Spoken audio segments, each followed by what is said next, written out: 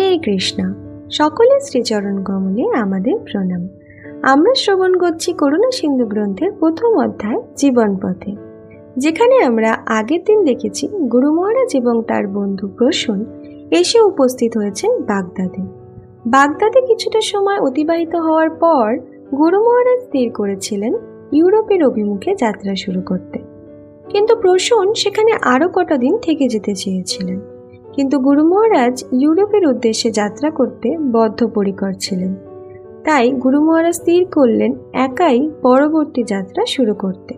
ঠিক সেই সময় গুরু মহারাজের পরিচয় হয় মার্ক নামক একটি ইংরেজ ছেলের সাথে। মার্কই হয়েছিলেন পরবর্তী যাত্রাপথে গুরু মহারাজের সঙ্গী। মার্ক এবং গুরু মহারাজ দুজনে মিলে প্রথমে যান কুর্দিস্তানের জাকো নামক একটি শহরে। সেখান থেকে তারা যাত্রা শুরু করেন তুরস্কের অভিমুখে। তাদের যাত্রাপথের পরবর্তী বিবরণ আমরা আজকের পর্বে শ্রবণ করব। হরে কৃষ্ণ।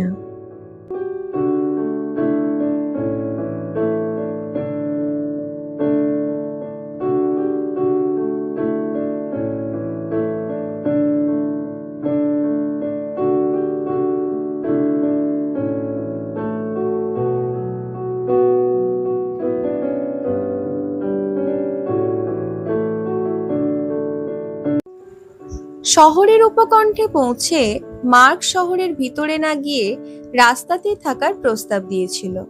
সে আমাকে বুঝিয়েছিল যে শহরের বাইরে থেকেই হিচহাইক করা সহজ হবে। ইতিমধ্যে অনেক রাত হয়ে গিয়েছিল, তাই আমরা ঠিক করেছিলাম যে রাস্তার পাশেই শুয়ে রাত কাটাবো।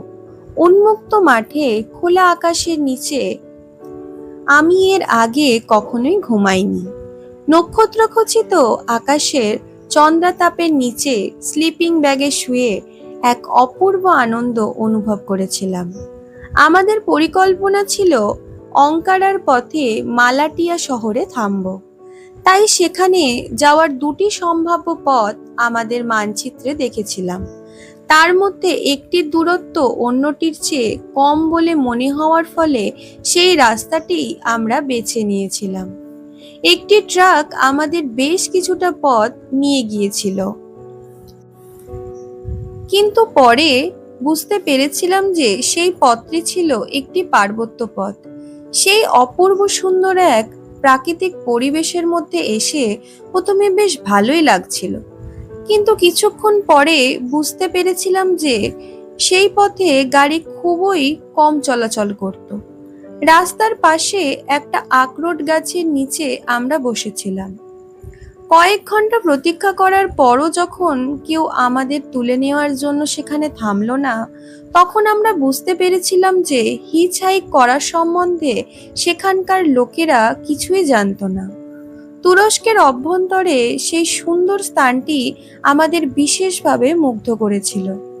চারদিকে লাল পাথরের পর্বত, সেখানে গাছপালা ছিল না বললেই চলে। নিচের উপত্যকায় একটি ছোট নদী বয়ে যাচ্ছিল, আর সেই নদীর দুই তীরে এক অপূর্ব সুন্দর সবুজের সমাহার। সেই অপূর্ব সুন্দর প্রাকৃতিক বৈচিত্র্য এক অনুপম অবদান বলে মনে হয়েছিল।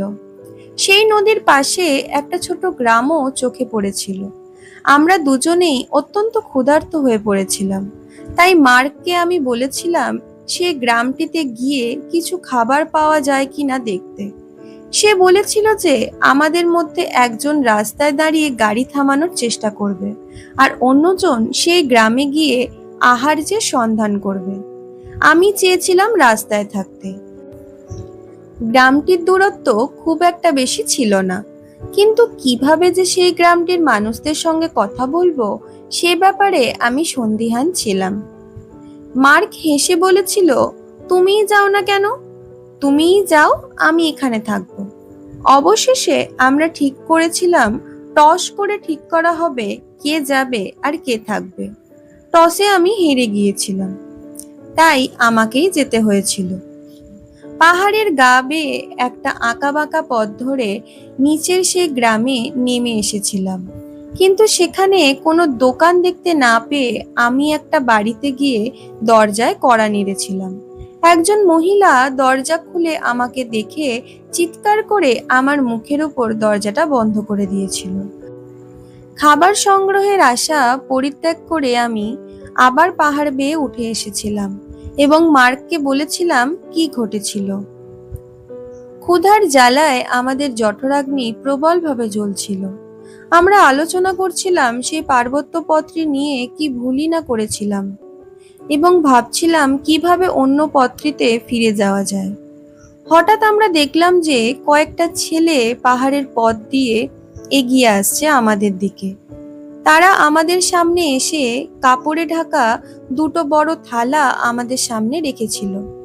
আচ্ছাদনটি সরিয়ে আমরা দেখলাম যে তাতে রয়েছে ঘরে তৈরি করা তুর্কি রুটি, কিছু সবজি আর ছাগলের দুধের পনির।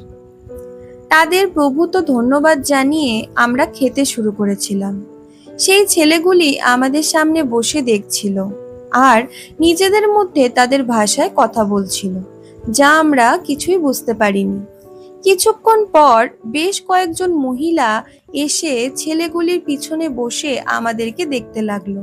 তাদের মধ্যে একজন ছিল লেবাননের বাসিন্দা এবং সে জানতে চেয়েছিল যে আমরা ফরাসি ভাষা জানি কিনা। মার্ক ভালোই জানতো এবং তার সঙ্গে সে কথা বলতে শুরু করেছিল। সেই মহিলাটি আমাদের জানিয়েছিল যে মহিলাটি আমাকে দেখে দরজা বন্ধ করে দিয়েছিল।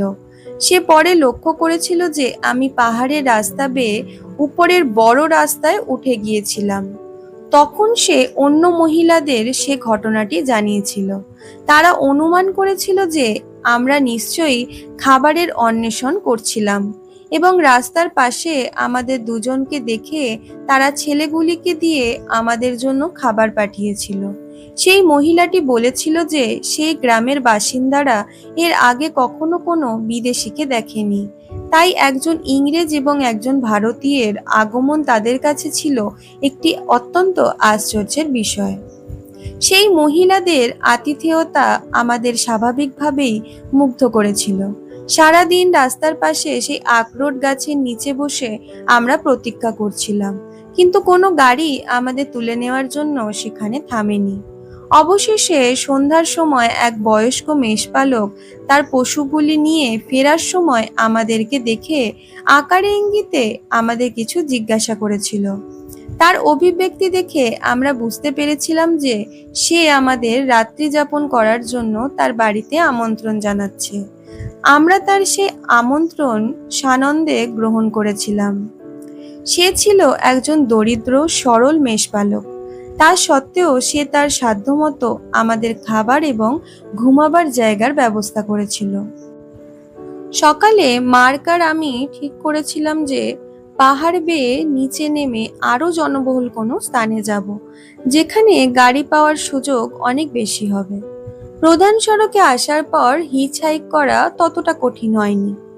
অঙ্কারার কাছে ইংল্যান্ডের ইয়র্ক বিশ্ববিদ্যালয়ের 3জন ইংরেজ ছাত্র আমাদের তুলে নিয়েছিল তাদের বেশ পুরনো স্টেশন ওয়াগন ভ্যানে। তাদের সঙ্গে বিভিন্ন স্থানে থামতে থামতে আমরা সমগ্র তুরস্ক অতিক্রম করে এসে পৌঁছেছিলাম ইস্তানবুলে, যেটা ছিল এশিয়া ও ইউরোপের মিলনভূমি।